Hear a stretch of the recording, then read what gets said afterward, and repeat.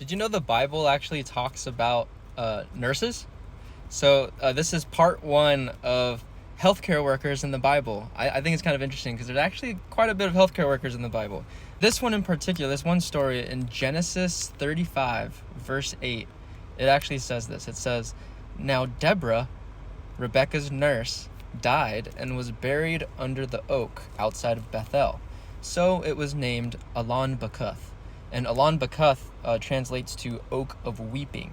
I first just want to appreciate the fact that the nurse's name was Deborah. I feel like we all know a nurse named Deborah. It's just such a perfect nurse name.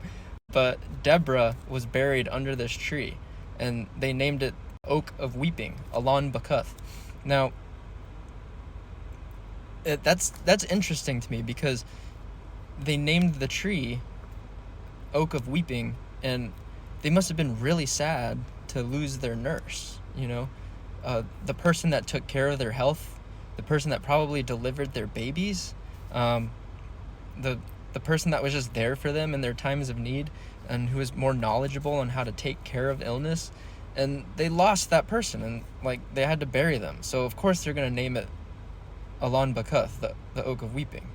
So I just thought that was an interesting story. Even in biblical times, people really appreciated their nurses. It's kind of like this little